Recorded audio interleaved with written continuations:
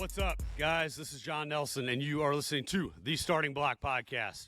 Guys, this is a show for complete athletic development. Our objective here is to give you the tools to win, whether you are the athlete, the parent, or the coach. Today is Saturday Sermon, and it's been a minute since we have done this particular type of episode. And as we talked about, guys, I'm not just going to record this episode just to put content out there. I don't believe in that. If I put something out there, I want to be able to stand behind it, and I want it to provide value and bring you something. Today, we're going to get right to the point. If you don't know how our show works, or if you're new to it, please go to one of our other episodes, because this is not the episode I break that down. Today, I want to talk about the mentality of overcoming an injury and your mindset when you are injured. And this is really whether you're an athlete. I think we're talking a little bit about athletes in our show, but also whether you're just you're a weekend warrior, mom, dad, general fitness, what have you. The mentality in overcoming an injury, I think, is arguably just as important, if not more important, than the actual process of the rehab, whatever it is that you decide to do. Now, normally these episodes are a solo cast, but we're doing something a little bit different today, and I'm bringing on one of my athletes that I have worked with since she was probably in 7th or 8th grade. One of my favorites, one of my athletes that still frustrates me the most, though. I want to welcome MTSU soccer star and legend, Liza Slavinsky. What's up, Liza? Hi, guys. Thanks for joining today. I give you a lot of grief over the years, but we love you and appreciate you coming on the show today, because I think you got some really valuable info. Thank you for having me. Guys, I'm going to kind of share Liza's story a little bit, and then she's going to jump in as well. And so, Liza, you and I probably been together working together since you were 7th, 8th grade, something like that? Yeah, I think it was 8th grade, back in the old gym. Yeah, the original place. Yeah. Yes. So for those of you that don't know, those of you listeners across the pond and everything, we've actually been in a couple different facilities, but we started in a really, really, really small spot, like a 500 square foot office space. And I seem to remember that's where you started.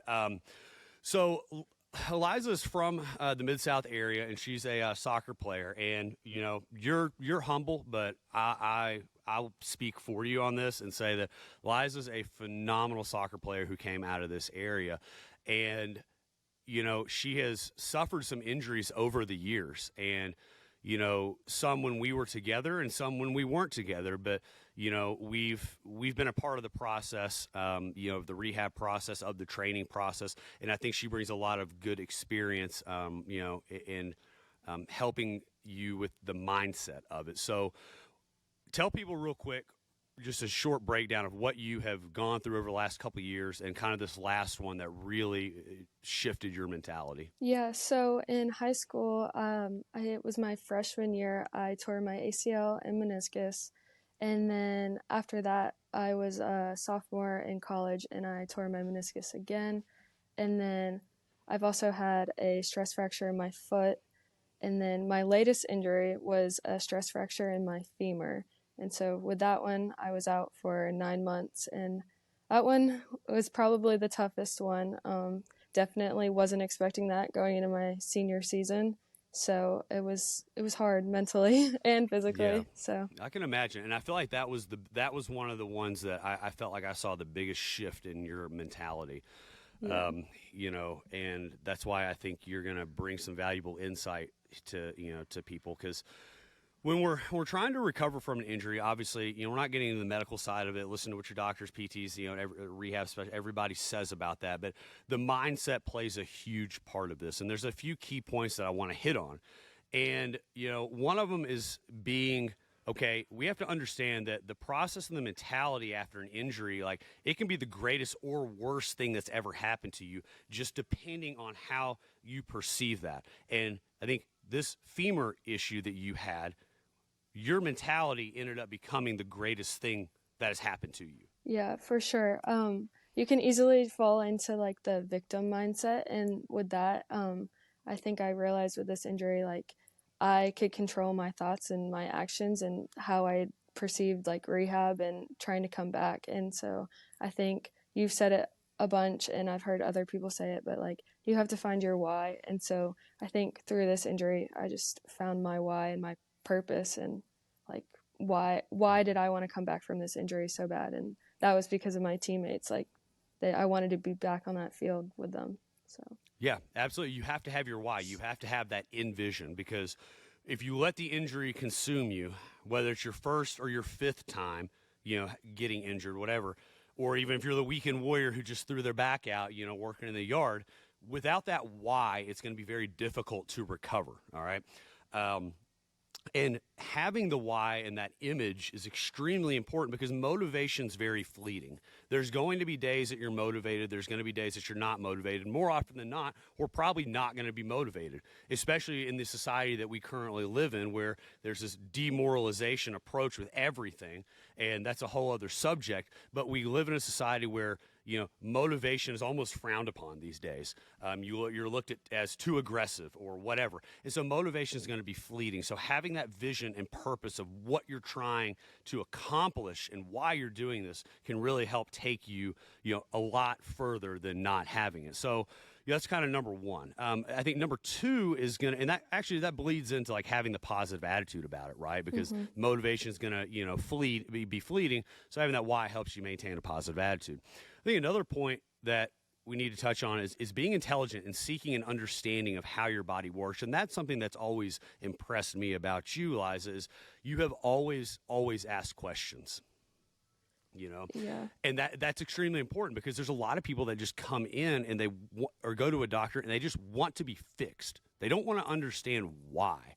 And speak on that. Like, why was that important to you? I mean, just knowing like what I need to do to get back from these injuries, because like you said, it bleeds into the why. Like if I don't know what I need to be doing, then like I'm not going to be motivated. And so just knowing and having answers behind that like motivates me. Mm-hmm. And we're ultimately responsible for our own healing. Tommy John talks a lot about this. For those of you that don't know, Tommy John and I go way back, and I'm talking about Dr. Tommy John, but his dad is Tommy John, the Tommy John surgery. Tommy and I go way back, and this is one of the things that Tommy has talked about, throughout the years, is like, our bodies can heal. Our bodies know what to do. We have an innate ability to heal. All right. And yeah, sometimes, there's, surgical intervention or medical, whatever, things, sometimes there has to be an intervention, but we have to have the mindset and seek the understanding of how our body works. That doesn't necessarily mean you have to, understand, every little minute detail about every single tendon and organ and insertion and ligament and all that, but just a general understanding of what your body needs to heal. Like if you're eating sausage biscuits and, just drinking excessively or not drinking water or eating cereal, don't expect your body to heal. It's just not, you don't have the nutrients, and you got to understand your body needs certain things and understanding how the body works. And that's something you always did. You're really big into the nutrition side of stuff. So definitely I think through my injuries, like, I found my passion for dietetics, and that's like what I'm majoring in. And so I think that's another reason of like asking questions. Like I met with some sports dietitians, and they just helped me with my nutrition through my injuries, and like asking those questions of like what foods are going to help me and like get back on the field faster, because if I'm fueling my body with like not nutritious stuff, like I'm not going to get back on that field. So through my injury, I think I found my passion for that. So that was one positive thing that came out of everything. Yeah, absolutely. And I mean, do you feel like what you put in your body made an impact in the healing process? 100%. Like through this last injury, I really dialed in on like my rehab and what I was fueling my body with, and I was able to come back super like smoothly, and like once I was back, like I haven't had an injury since. So definitely. Yeah. Good. Third point, you need to commit to doing what you need to do to get better, not what you want to do. And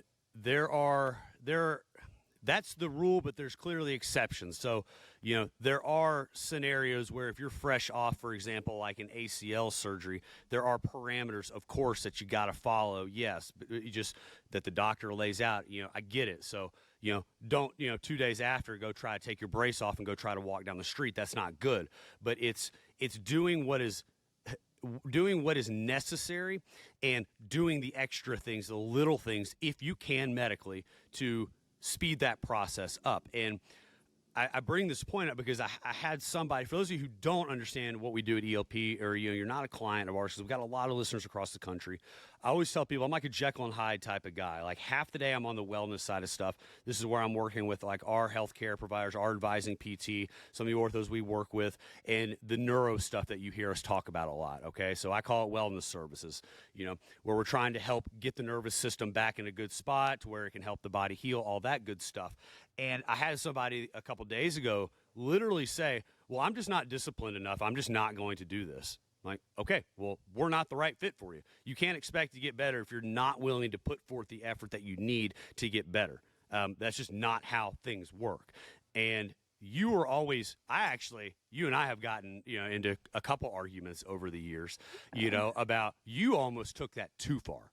You were almost overly committed to trying to get better. And I think personally that actually caused some more problems down there because like you would overtrain. Yeah. Yes. Do you agree with that? That is definitely how my last injury happened. And like, I know we talked about it. Like sometimes you just have to experience that. Like people can only tell you like so much, like don't overtrain, don't overdo it. But like, you just have to experience it and like learn from that. So yeah. And that commitment to the process of doing what you need to do to get better, it's the mountaintop viewpoint. So like one of the things that Kobe Bryant would always talk about was like, don't look at the mountaintop because it's too daunting, right? And a lot of people do that. They're looking for that end result. And that end result, like with the ACL, that could be 6 to 9 months. That's a long time.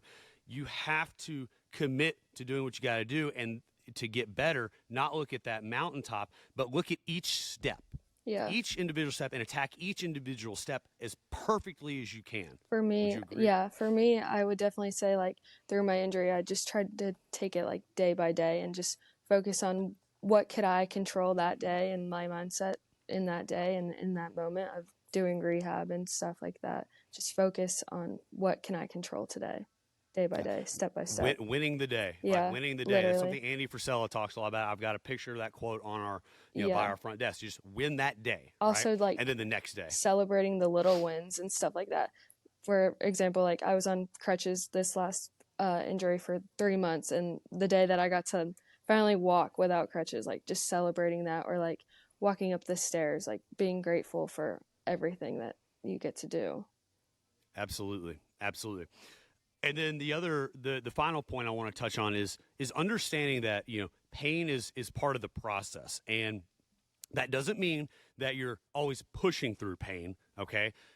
But it means that the weekend warrior injury or tearing your ACL, that pain is part of the process. And we spoke about this before we jumped on, that a lot of times, especially as somebody's getting a little older, if they've never experienced something like that, like it completely just blows them up, and mentally that fear component just takes over, and that's so hard to overcome. And I'll use an athlete that we worked with who had an ankle sprain, and this individual never had an injury before, like ever. And I think when the pain and the realization of like, hey, holy cow, like I hurt myself and I'm out, like that pain just took over. And I can imagine that I've never torn my ACL, knock on wood, but I can imagine that when that happens, that pain, when it sets in, it shuts you down. Yeah, you definitely get overwhelmed in the moment. You're like, oh my gosh, I'm going to be out for 9 months. Like, how am I going to handle this? Like, that's when you really have to control your mind and control your thoughts. Mm-hmm. And and I feel like the emotional side of recovery is becoming more and more of an important aspect to it as our generations are changing. So kids aren't doing what they were doing, like when I was growing up, or like we need to, when I was 2 or 3 years old, I wasn't on an iPad. I was eating dirt. Like my immune system was learning what to do. I was jumping off fences and jumping off forts, and like No. Do you want your kid to break their leg or whatever? No, of course not. But understanding that, like, kind of as a parent or whatever, like, that's part of the process. Like, our bodies only get stronger if they experience stress. Like, it's not opinion, that's science. We have to experience some type of stress to adapt and grow from that. And I feel like what we see is a lot of kids live in a bubble growing up. They've never experienced pain. They've never experienced it because we live in this protection type of world. And when it actually does happen when they get older, it's the end of the world for them. Yeah, I mean, I definitely think as much as injuries suck in the moment, I wouldn't change any of them because I've learned so much from them. And like, it just taught me hard work and dedication and discipline. And those are all skills that are going to carry over in the future of like work and stuff like that. So I wouldn't change it. Absolutely. I agree. And I think, to kind of wrap this, Saturday sermon up, we try to keep these episodes fairly short, is understanding the mental side of recovery and how important that is for the healing process, no matter who you are or what your goal is, taking some of this information we took and applying that into your recovery. Some other good resources out there as well. If you've never read the book Relentless by Tim Grover, it's one of my favorite books of all time. Liza, did you ever? Yeah, have I you did. Read that one? I did read that. Yes. Yeah, and a lot of this theory comes from Tim Grover, and it comes from Kobe Bryant. Like, it comes from just that kill, kill, kill mentality. Like, that I'm going to win no matter what. Period. Like, I'm going to overcome this, because if that doubt creeps into your mind whatsoever, you've already lost the game. Another good book is How Bad Do You Want It by Matt Fitzgerald. That one's one of my favorite, I think, about mentality. Cool. I have not read that It's one. really good. Okay.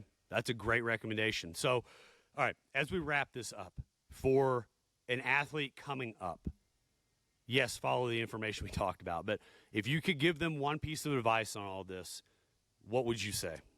I would say be grateful for every opportunity that you have to step on that field, because I think you play better when you play with gratitude, and I don't think people ever talk about that. Awesome. That is great advice. So, guys, this is Friday Fact Fire or Saturday Sermon. Liza, thank you for jumping on such short notice. I greatly appreciate it. We're looking forward to seeing you here this summer. Liza, for anybody that wants to follow you, learn a little bit more about you, where can they find you? So my Instagram is at Liza Slavinsky, and then I also have a second Instagram that I post like some workouts and nutrition, which is called Live and Lab with Slav. It's awesome. So for those of you who don't know, Liza she's a beast, and she runs a lot of our like college pro like finisher stuff. Like, she can do core stuff that I can't do. And so it's awesome. So looking forward to having you back this summer, Liza. I'm excited. We appreciate you, Liza. Thanks for everything that you've done. Thanks for coming on. Guys, we love you. Appreciate you. Share the show. Thank you.